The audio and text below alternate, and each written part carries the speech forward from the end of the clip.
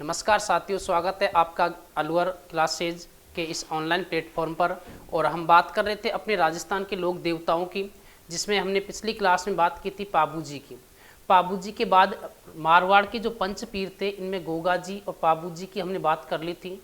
हम बात करते हैं आगे। अगला जो देवता है अपना रामदेव जी। रामदेव जी, एक रामदेव जी दोस्तों याद रखना, वर्तमान में है पतंजलि वाला, लेकिन वो ये रामदेव जी नहीं है। ये मारवाड़ के पंच पीरों में आता है कि मारवाड़ के पंच पीरों में रामदेव जी की हम बात करते हैं तो इनका जन्म हुआ था। जन्म की हम बात करते हैं 1352 ईस्वी। जन्म स्थान की हम बात करते हैं कि इनका जन्म कहाँ पर हुआ था। तो इनका जन्म हुआ था दोस्तों ऊडू कश्मीर शिव तहसील बाड़मेर में इनका जन्म हुआ था। इनके पिताजी का नाम है अजमाल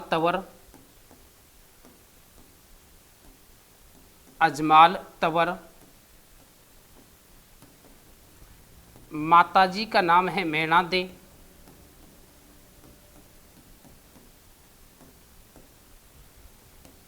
पत्नी है इनकी निहाल दे, या इन्हें हम कह देते हैं नेतल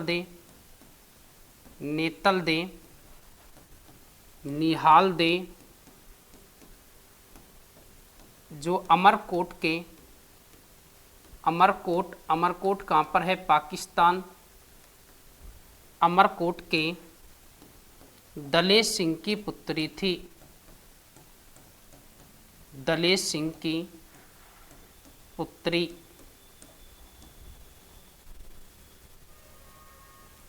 इनके भाई का नाम था वीरम देव,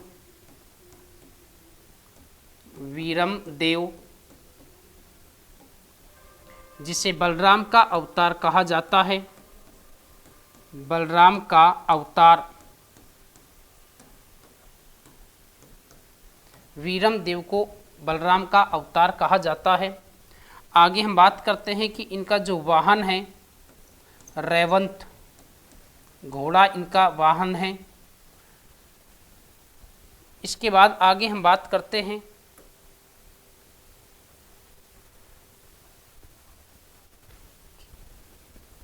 इनकी बहन का नाम है बहन, और इनकी बहन का नाम है सुगुणा। एक इनकी धर्म की बहन थी दोस्तों, धर्म की बहन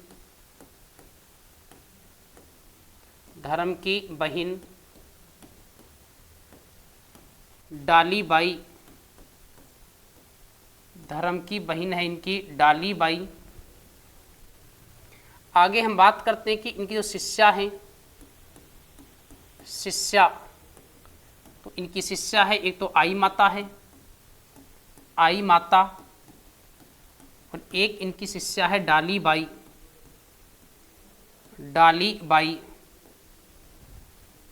मेला लगता है भाद्रपद, मेला लगता है इनका भाद्रपद शुक्ल द्वितीया से लेकर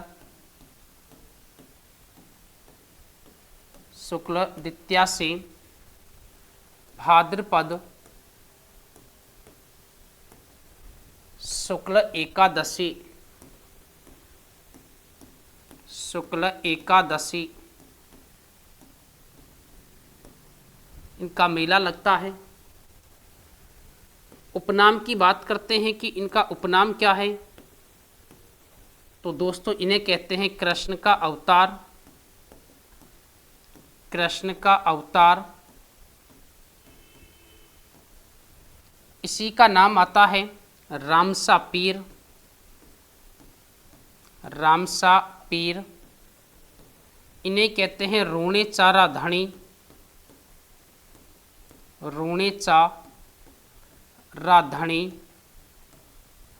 इन्हीं को कहा जाता है ठाकुर जी। और इन्हीं का नाम आता है पीरों का पीर। पीरों का पीर, ये इसके उपनाम हैं रामदेव जी के। कृष्ण का अवतार, इन्हें कहते हैं रामसा पीर, इन्हें कहते हैं ठाकुर जी, इन्हें कहते हैं पीरों का पीर, और इसे कहते हैं हम रामसा पीर। कृष्ण का अवतार माना जाता है। इनके भाई बलराम को, इनके जो भाई हैं वीरम देव, उसको बलराम का अवतार माना जाता है, जबकि इन्हें कृष्ण का अवतार माना जाता है। क्यों इनके नाम रखे गए थे रामसा पीर, रूणेचा राधणी, ठाकुर जी, पीरों का पीर?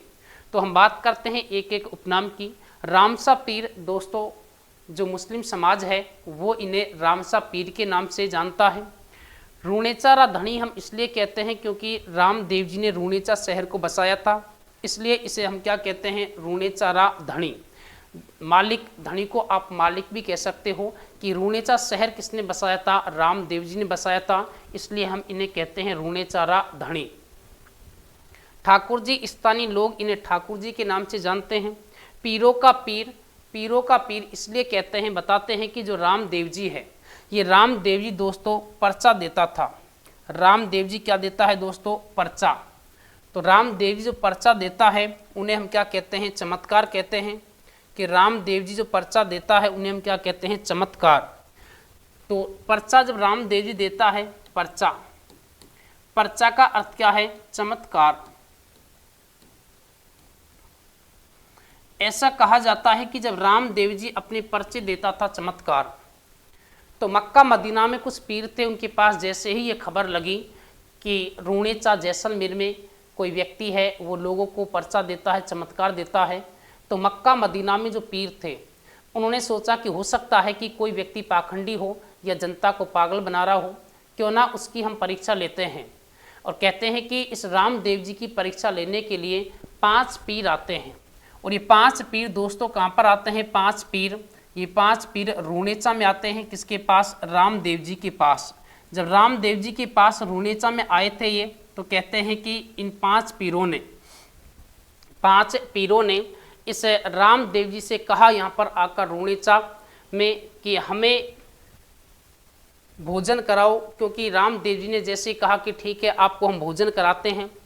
तो बताया जाता है कि इस रामदेव जी की परीक्षा ले रहे थे 5 पीर, और रामदेव जी जब इनकी भोजन की व्यवस्था करवाई थी, जैसे इनको भोजन परोसा गया था, तो कहते हैं कि इन पीरों ने मना कर दिया था रामदेव जी से और कहा कि रामदेव जी हमसे बड़ी भूल हो चुकी है, हमसे बड़ी भूल हो चुकी है कि हम हमारे ही बर्तनों में भोजन करते हैं, हम किसी के बर्तनों में भोजन नहीं करते, और यदि आप हमें भोजन कराना चाहते हो तो आप हमारे बर्तन लेकर आओ। और हम हमारे बर्तन भूल कर आ चुके हैं गलती से मक्का मदीना में। कहते हैं कि जैसे कहा इन पीरों ने, तो रामदेव जी ने इसके लिए थोड़ी देर के वेट करने के लिए कहा कि मैं अभी लेकर आता हूँ। और बताया जाता है दोस्तों, रामदेव जी ने इन 5 पीरों से कहा कि तुम अपनी आंखें बंद करो। जैसे 5 पीरों ने अपनी आंखें बंद की थी, इधर इस रामदेव जी ने अपना हाथ उठाया था रूणेचा से और कहाँ पर रख दिया था, मक्का मदीना।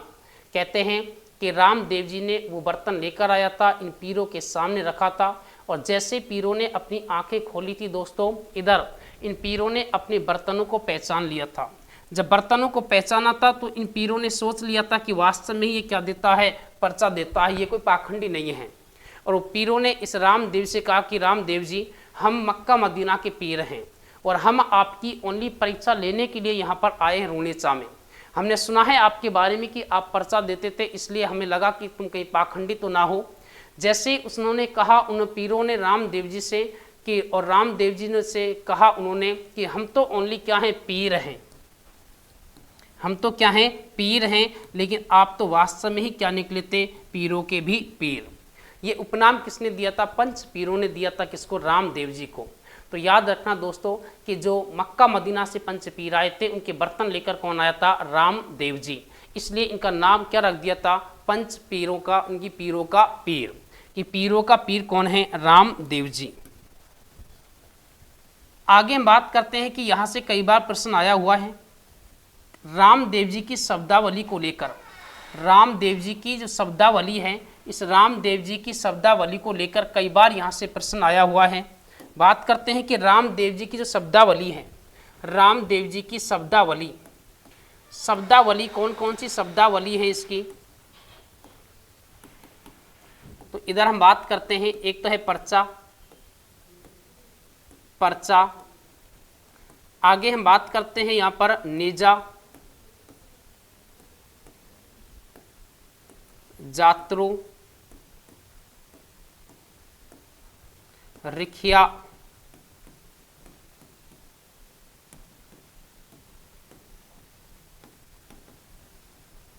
जम्मा। ये रामदेव जी की शब्दावली है। ब्यावले,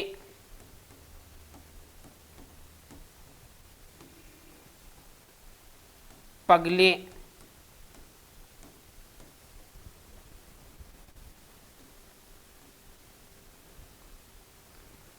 कामड़िया,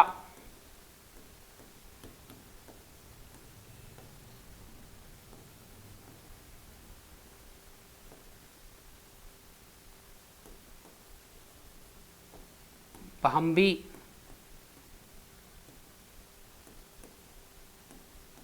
बादली,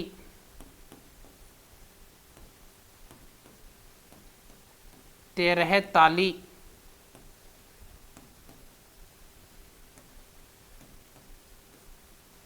चौबीस वाणियाँ।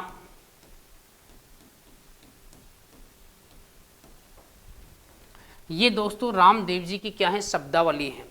कई बार पूछ लेता है कि पर्चा क्या है, नेजा क्या है, जात्रु क्या है, रिकिया क्या है, ब्यावले क्या है, जम्मा क्या है, इधर कामड़िया, भांबी, बादली, तेरह ताली, 24 वाणियाँ। तो हम बात करते हैं कि जो पर्चा है ये रामदेव जी के क्या है दोस्तों, चमत्कार। रामदेव जी के चमत्कार, कि रामदेव जी के चमत्कार क्या कहलाते हैं दोस्तों, पर्चा कहलाते हैं।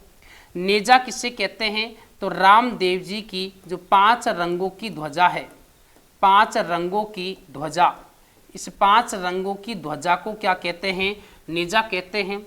जात्रु क्या है दोस्तों, तो ध्यान रखना, जो पैदल यात्री होते हैं उन यात्रियों को हम क्या कहते हैं, जात्रु कहते हैं।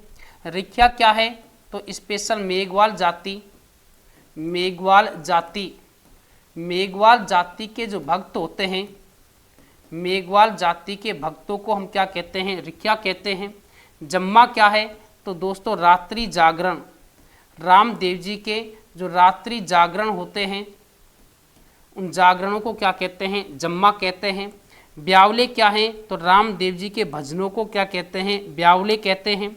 पगले क्या है, तो इनके प्रतीक चिन्ह, प्रतीक चिन्हों को हम क्या कहते हैं, तो पगले कहते हैं। कि रामदेव जी के प्रतीक चिन्ह क्या कहलाते हैं, पगले कहलाते हैं। आगे हम बात करते हैं कि कामड़िया। तो कामड़िया क्या है दोस्तों, तो कामड़िया रामदेव जी ने एक क्या चलाया था, पंथ चलाया था, और उस पंथ का नाम क्या है, कामड़िया। भांबी क्या है, तो रामदेव जी के मंदिर में जो पुजारी होते हैं उन पुजारियों को हम क्या कहते हैं, भांबी कहते हैं। अब यहाँ पर आप गलती मत कर देना, एक शब्द आएगा भंबी, भंबी, और एक शब्द क्या है, भांबी। भांबी तो रामदेव जी के मंदिर में जो पुजारी होते हैं दोस्तों उनको क्या कहा जाता है, भांबी कहा जाता है। जबकि भंबी क्या है, तो भंबी एक नाभि का क्या है, आभूषण है। भंबी क्या है, एक नाभि का आभूषण है। इसे नोट लाकर लिख लेना कि भंबी तो क्या है, आभूषण है नाभि का, जबकि भांबी क्या है, पुजारी है रामदेव जी के मंदिर के। इसी प्रकार जो बादली है ये रामदेव जी के क्या हैं, जयकारे, रामदेव जी के क्या हैं दोस्तों, जयकारे हैं। जबकि एक शब्द और आता है बादली, बादली, बादली क्या है, तो दोस्तों बादली एक आभूषण है आँख का, जो यहाँ पर आँख के ऊपर एक बाली टाइप का जो आभूषण होता है वो पहना जाता है। तो यहाँ पर दोस्तों बादली एक आभूषण भी है आँख का, और यहाँ पर बादली रामदेव जी के क्या हैं, जयकारे हैं। तो दोनों को याद रखना है। यहाँ पर एक तो है भांबी रामदेव जी के पुजारी, एक है भंबी जो नाभि का क्या है, आभूषण है। और इधर हम बात करते हैं बादली, तो यहाँ पर बादली क्या है दोस्तों, जयकारे हैं, जबकि बादली एक आभूषण है जो आँख का क्या है, आभूषण। आगे हम बात करते हैं इस रामदेव जी के बारे में। तो रामदेव जी के बारे में आगे हम बात करते हैं। इस रामदेव जी ने चमत्कार दिए थे, जो भी चमत्कार दिए हैं उनको हम क्या कहते हैं, पर्चा कहते हैं। इसकी हम आगे बात करते हैं कि रामदेव जी के प्रमुख चमत्कार, रामदेव जी के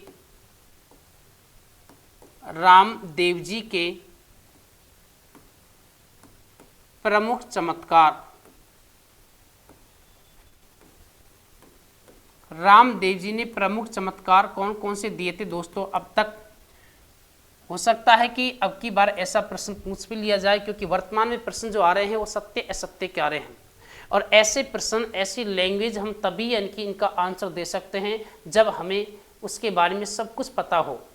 किसी भी के बारे में, किसी के संदर्भ में आप सत्य असत्य तभी कर सकते हो जब आपको सारी नॉलेज है उसके बारे में।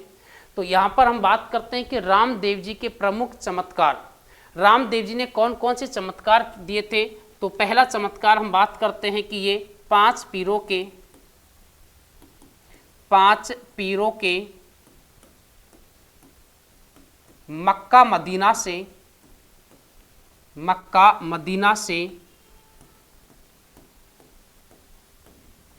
बर्तन लेकर आया,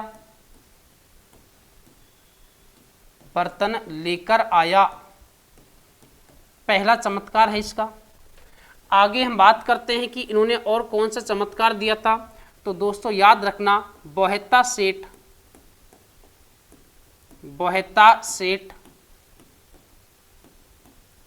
की नाव को पार कराया। बोहता सेठ, और इस बोहता सेठ की नाव को पार किसने कराया था दोस्तों? तो याद रखना, बोहता सेठ की नाव को पार कराया था रामदेव जी ने। इसलिए बोहता सेठ इनसे प्रसन्न होकर ये एक बावड़ी का निर्माण करवाता है। मैं यहाँ पर नोट ला के लिखवा रहा हूँ कि बोहता सेठ ने पर्चा बावड़ी का निर्माण करवाया। पर्चा बावड़ी, और पर्चा बावड़ी कहाँ पर है दोस्तों? रूणेचा कहाँ पर है? ये जैसलमेर। रूणेचा कहाँ पर है? जैसलमेर का निर्माण करवाया।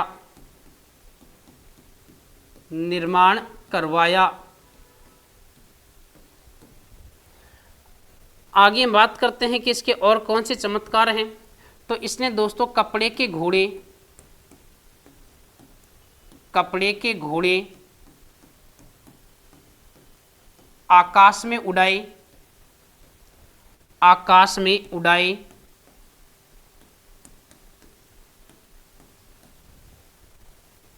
अगला इसका चमत्कार है अपने मित्र स्वार्थिया के सर्प के जहर को निकाला।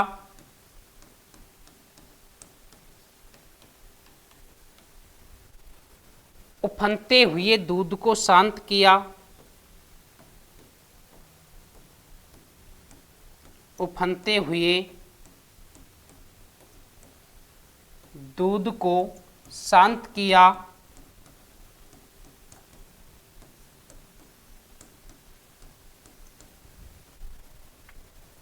अगला इनका एक चमत्कार है भैरव नामक राक्षस का वध किया। तो दोस्तों ये इसके चमत्कार हैं। रामदेव जी ने कौन कौन से चमत्कार किए थे? तो इधर हम बात करते हैं कि 5 पीरों के मक्का मदीना से बर्तन लेकर आया था।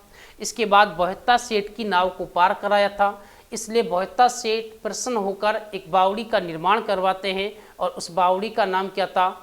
पर्चा बावड़ी। पर्चा बावड़ी कहाँ पर है दोस्तों? तो पर्चा बावड़ी कहाँ पर है? रूणेचा जैसलमेर में है। आगे हम बात करते हैं कि इन्होंने जो कपड़े के घोड़े थे इनको आकाश में उड़ाए थे।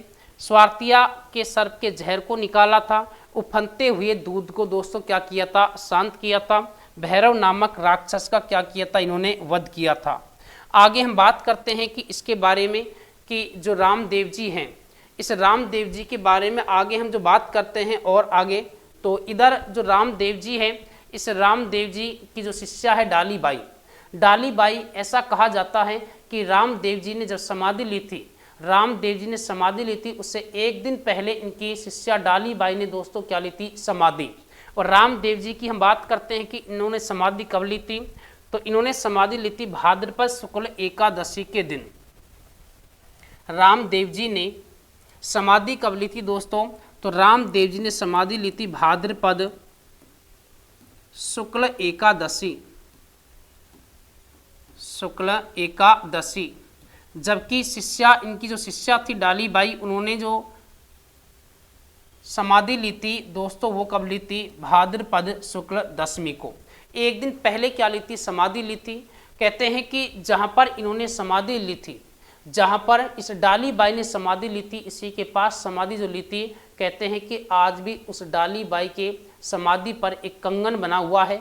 और ऐसा माना जाता है कि इस डालीबाई के कंगन से कोई भी कुष्ठ रोगी निकल भी जाता है एक बार तो वो ठीक हो जाता है। तो रामदेव जी ने दोस्तों समाधि कब ली थी? भाद्रपद शुक्ल एकादशी के दिन। जबकि इधर इनकी डालीबाई जो शिष्या है डालीबाई, इस डालीबाई ने, जो डालीबाई है डालीबाई, इस डालीबाई ने कब ली थी समाधि यहाँ पर? तो भाद्रपद शुक्ल दशमी के दिन समाधि ली थी, जिस स्थान पर आज डालीबाई का कंगन बना हुआ है। और ऐसा कहा जाता है कि इस कंगन से कुष्ठ रोगी एक बार निकल जाता है तो ठीक हो जाता है। आगे हम बात करते हैं कि जो तेरे ताली है, यहाँ पर हमने बात की थी अभी शब्दावलियों में, तेरे ताली, जो तेरे ताली ये था, ये क्या है दोस्तों? तो ये एक नृत्य है। और इधर 24 वाणियाँ, ये स्वयं रामदेव जी ने क्या लिखा था? ग्रंथ। इसका मतलब आप कह सकते हो कि रामदेव जी एकमात्र देवता थे जो क्या थे दोस्तों? कवि। तेरे ताली नृत्य, तेरे ताली नृत्य दोस्तों, यहाँ पर कामड़ जाति की जो महिलाएं होती हैं, इस रामदेव जी के मेले के अवसर पर यहाँ पर तेरे ताली क्या करती हैं? नृत्य करती हैं। तेरे ताली नृत्य में याद रखना दोस्तों 13 मंजीरों का क्या होता है? प्रयोग होता है, इसलिए इसे क्या कहते हैं? तेरे ताली नृत्य। और इस नृत्य की जो प्रसिद्ध नृत्यांगना थी, उस नृत्यांगना का नाम क्या है दोस्तों? मांगी बाई। तो आगे हम बात करते हैं इसके बारे में। रामदेव जी के मेले के अवसर पर कौन सा नृत्य किया जाता है? तेरे ताली नृत्य किया जाता है।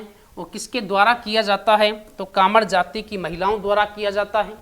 इसने एक ग्रंथ लिखा था 24 वाणियाँ, इसलिए कहते हैं कि रामदेव जी एकमात्र देवता थे जो क्या थे? कवि। तो रामदेव जी के मेले के अवसर पर,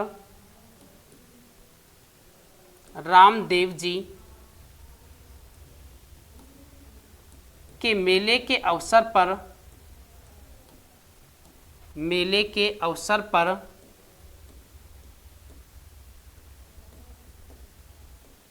मेले के अवसर पर कामड़ जाति की,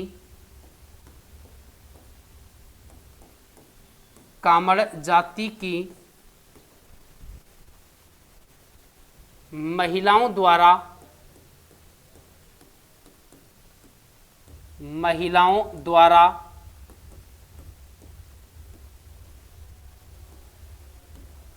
तेरह ताली नृत्य, तेरह ताली नृत्य किया जाता है, नृत्य किया जाता है। आगे बात करते हैं। रामदेव जी ने इस नृत्य की जो बात कर रहे थे, तेरह ताली नृत्य की प्रसिद्ध नृत्यांगना, तो तेरह ताली नृत्य की प्रसिद्ध नृत्यांगना,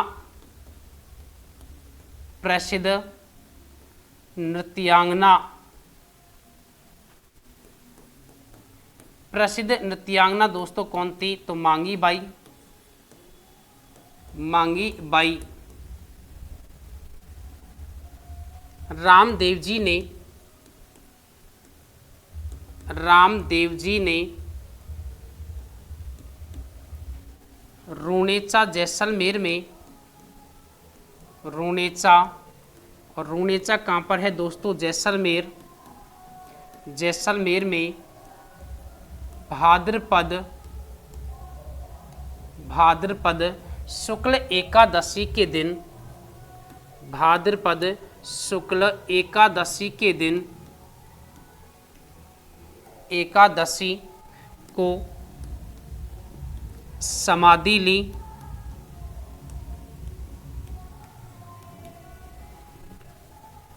इनकी जो शिष्या थी डालीबाई, डालीबाई ने भाद्रपद शुक्ल दशमी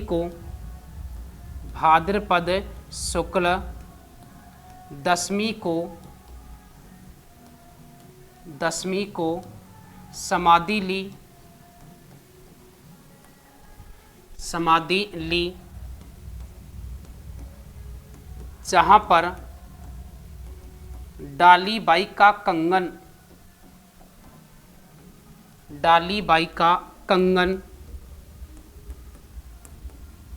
बना हुआ है। इस कंगन से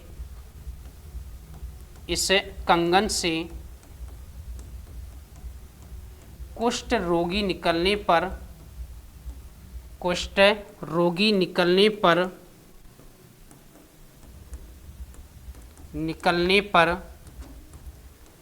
ठीक हो जाता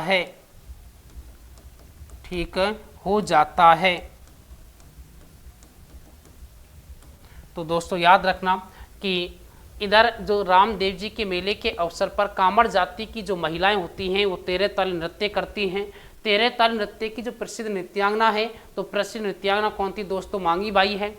रामदेव जी ने रूणेचा जैसलमेर में भाद्रपद शुक्ल एकादशी को समाधि ली थी। डालीबाई ने भाद्रपद शुक्ल दशमी को समाधि ली है, इनसे एक दिन पहले समाधि ली थी। और जहां पर डालीबाई का क्या बना हुआ है? कंगन बना हुआ है। इस कंगन से कुष्ठ रोगी निकलने पर दोस्तों क्या हो जाता है? ठीक हो जाता है। आगे हम बात करते हैं इस रामदेव जी के बारे में। तो जो रामदेव जी हैं ये एकमात्र देवता हैं। रामदेव जी एकमात्र देवता थे जो एक कवि थे,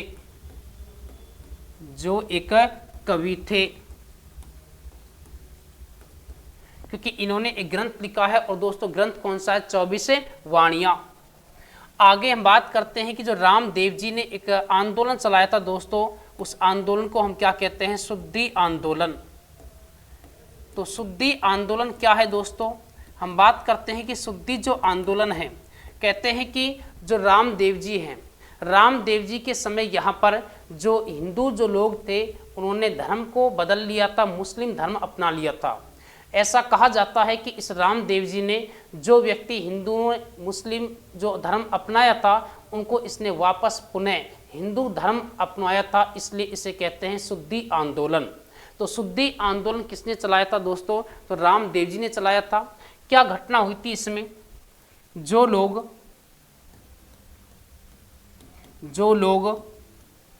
हिंदू मुस्लिम बने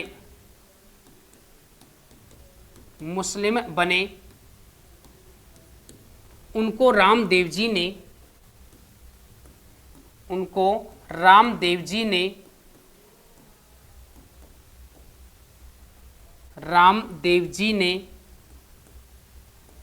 पुनः हिंदू बनाया।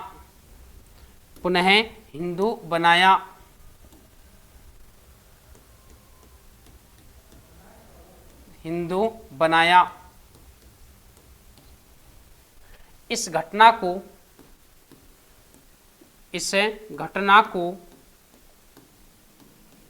शुद्धि आंदोलन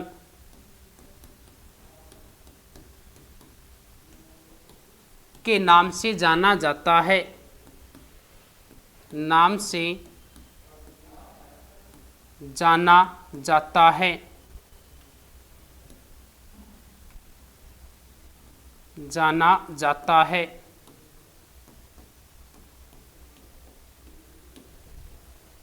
आगे हम बात करते हैं इस रामदेव जी के बारे में। तो रामदेव जी का जो मेला है, रामदेव जी का मेला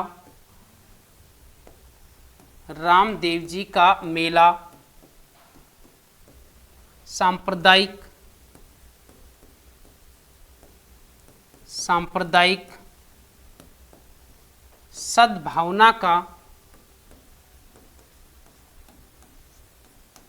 प्रतीक माना जाता है, प्रतीक माना जाता है।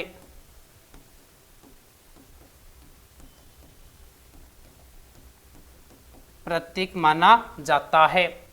ये हमने बात की है अपने रामदेव जी की। आगे हम बात करते हैं दोस्तों इस रामदेव जी के बारे में। तो रामदेव जी के जो प्रमुख मंदिर हैं, रामदेव जी के जो प्रमुख मंदिर हैं, वो प्रमुख मंदिर कौन कौन से हैं उनके बारे में भी हम अभी बात करते हैं कि रामदेव जी के प्रमुख मंदिर, प्रमुख मंदिर। तो रामदेव जी के प्रमुख मंदिर कौन कौन से हैं? इसका प्रमुख मंदिर तो ध्यान रखना रुणेचा में स्थित है। इसका जो प्रमुख मंदिर है, प्रमुख मंदिर, तो हम बात करते हैं कि प्रमुख मंदिरों में से एक मंदिर है, कहाँ पर स्थित है दोस्तों? रुणेचा। और रुणेचा कहाँ पर है? रामदेवरा। रामदेवरा, रामदेवरा है दोस्तों जैसलमेर, जैसलमेर। रामदेवरा कहाँ पर है दोस्तों? जैसलमेर में है। यहाँ पर जो ये मंदिर बना हुआ है दोस्तों, याद रखना ये इसका प्रमुख मंदिर है। ये इसका क्या है? प्रमुख मंदिर है, प्रमुख मंदिर, या फिर आप कह सकते हो कि इसका मुख्य मंदिर है, मुख्य मंदिर, मुख्य मंदिर। आगे हम बात करते हैं कि इसके और भी अन्य मंदिर हैं, कौन कौन से हैं वो? तो एक इनका मंदिर है दोस्तों खूंडियास, खूंडियास। खूंडियास कहाँ पर है दोस्तों? तो खूंडियास है डीडवाना, डीडवाना। और ये जो इनका मंदिर है दोस्तों, इनकी हम बात करते हैं, इस मंदिर की हम बात करते हैं, तो इसे कहते हैं, इसे राजस्थान का, इसे राजस्थान का छोटा रामदेवरा, छोटा रामदेवरा कहते हैं, छोटा रामदेवरा कहते हैं। यदि आपसे सीधा पूछा जाए कि रामदेवरा, छोटा रामदेवरा कहाँ पर स्थित है, तो हमें करना है दोस्तों गुजरात। लेकिन राजस्थान का छोटा रामदेवरा पूछा जाए तो वो हमें कौन सा करना है? खूंडियास। आगे हम बात करते हैं कि इनका जो मंदिर है बराठिया, बराठिया। और दोस्तों बराठिया कहाँ पर है? बराठिया है पाली, सॉरी वर्तमान में तो कौन से जिले में आ चुका है? ब्यावर। पहले कहाँ पर था? ये पाली में था, लेकिन वर्तमान में कौन से जिले में आ गया है? ब्यावर, ब्यावर जिले में है ये। आगे बात करते हैं तो एक इनका मंदिर है मसूरिया, मसूरिया। और मसूरिया कहाँ पर है दोस्तों? जोधपुर, जोधपुर। एक इनका जो मंदिर बना हुआ है वो मंदिर बना हुआ है दोस्तों ऊड़ू कश्मीर, ऊड़ू कश्मीर। और ऊड़ू कश्मीर कहाँ पर है दोस्तों? शिव तहसील, जिला कौन सा है? बाड़मेर। आगे बात करते हैं तो एक इनका जो मंदिर बना हुआ है उस मंदिर की हम बात करते हैं। तो एक इनका मंदिर बना हुआ है दोस्तों एक मंदिर है, और एक मंदिर इनका बना हुआ है सूता खेड़ा, सूता खेड़ा। सूता खेड़ा कहाँ पर है दोस्तों? तो ये चित्तौड़गढ़ में स्थित है। कहाँ पर है? चित्तौड़गढ़ में स्थित है। आगे हम बात करें इनके और भी मंदिर हैं, तो एक मंदिर इनका बना हुआ है हल्दीना, हल्दीना कहाँ पर है दोस्तों? तो हल्दीना है अलवर, हल्दीना कहाँ पर है? अलवर। आगे बात करें इनके और मंदिरों की, तो इनका एक मंदिर बना हुआ है कोठड़ा, और कोठड़ा कहाँ पर है दोस्तों? बाड़मेर। कोठड़ा कहाँ पर है? बाड़मेर। एक इनका मंदिर है जिसे हम क्या कहते हैं? छोटा रामदेवरा, छोटा रामदेवरा। और छोटा रामदेवरा कहाँ पर है दोस्तों? तो छोटा रामदेवरा है गुजरात। छोटा रामदेवरा कहाँ पर है दोस्तों? गुजरात में है। तो यहाँ पर याद रखना कि ये जो प्रमुख मंदिर है वो तो कहाँ पर है? रुणेचा में है प्रमुख मंदिर। रुणेचा कहाँ पर है? रामदेवरा जैसलमेर में है, इसका प्रमुख मंदिर है। हुंडियास डीडवाना, यहाँ पर गलती मत कर देना। यदि सीधा प्रश्न पूछा जाए कि छोटा रामदेवरा कहाँ पर स्थित है तो हमें क्या करना है दोस्तों? गुजरात करना है। जबकि राजस्थान का छोटा रामदेवरा पूछा जाए तो वो हमें कौन सा करना है? खुंडियास। बराटिया पहले ये पाली में था, लेकिन वर्तमान में कौन से जिले में आ चुका है? ब्यावर जिले में आ चुका है। मसूरिया जोधपुर में है। उड़ू काश्मीर बाड़मेर में है। सूता खेड़ा कहाँ पर है? चित्तौड़ में है।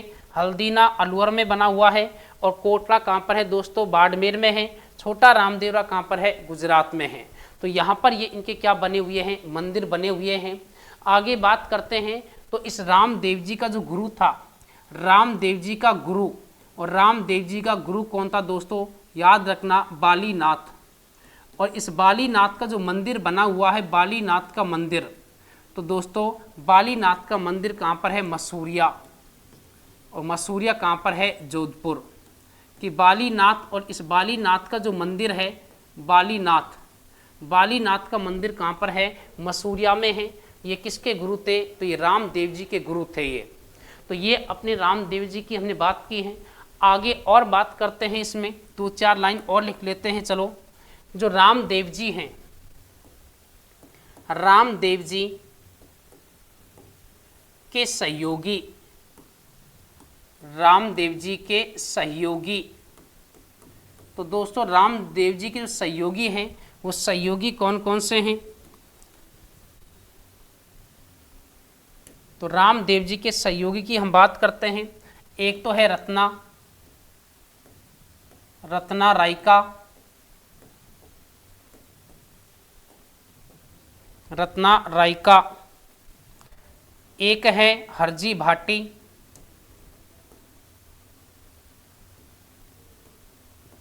हरजी भाटी।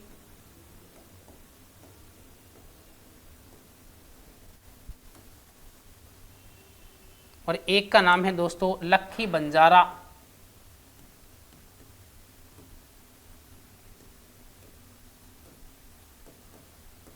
ये 3 इस रामदेव जी के सहयोगी थे। आगे बात करते हैं कि प्रमुख जो ग्रंथ हैं, प्रमुख ग्रंथों की हम बात कर लेते हैं कि प्रमुख ग्रंथ कौन कौन से हैं। प्रमुख ग्रंथ,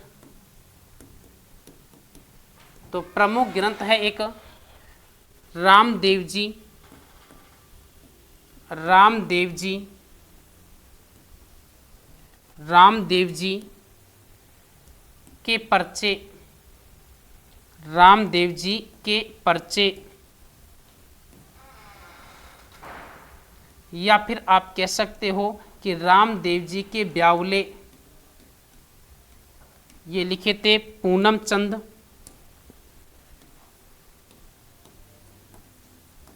पूनम चंद।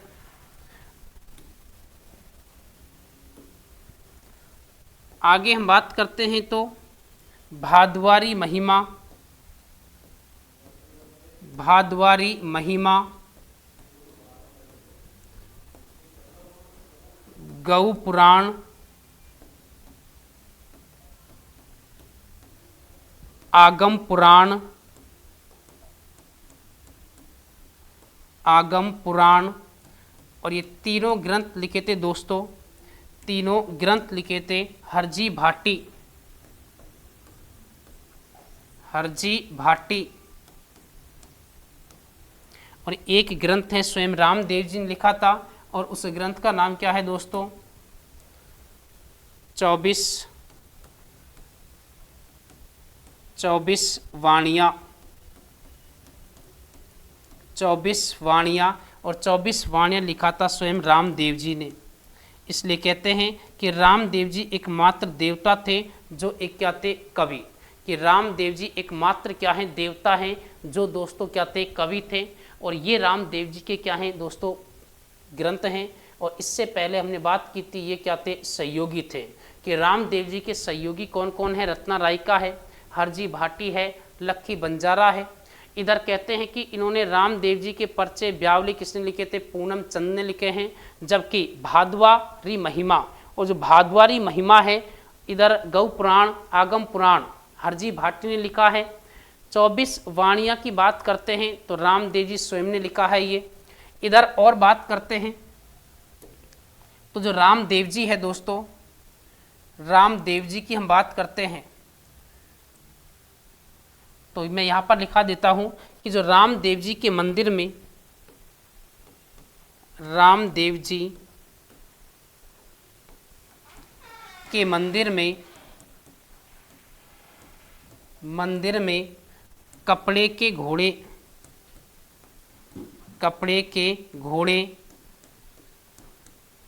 चढ़ाए जाते हैं।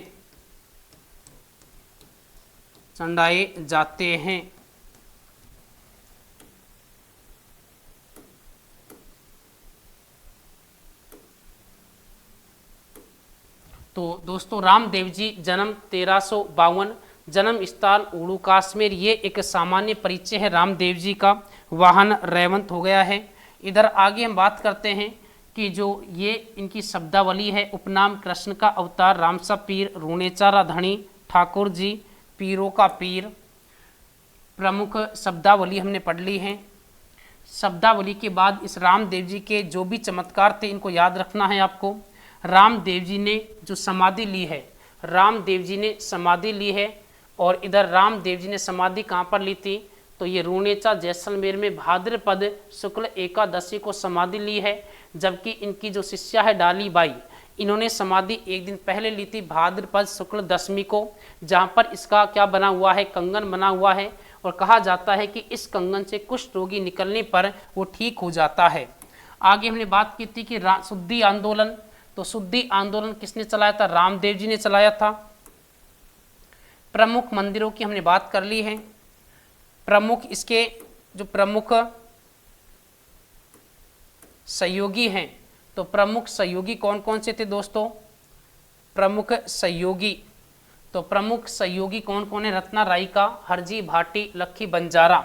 प्रमुख ग्रंथ की हमने बात की थी, रामदेव जी के पर्चे ब्यावले पूनम चंद ने लिखे हैं। भादवारी महिमा, गौ पुराण, आगम पुराण हरजी भाटी ने लिखा है, और 24 वाणियाँ स्वयं रामदेव जी ने लिखा है। तो ये हमने अब तक 3 पंच जो पीर थे मारवाड़ के, उनमें से हमने 3 देवताओं के बारे में विस्तार से अध्ययन किया है। आगे हम बात करते हैं कि अपने 2 और देवता बचे हुए हैं पंच पीरों में। धन्यवाद साथियों।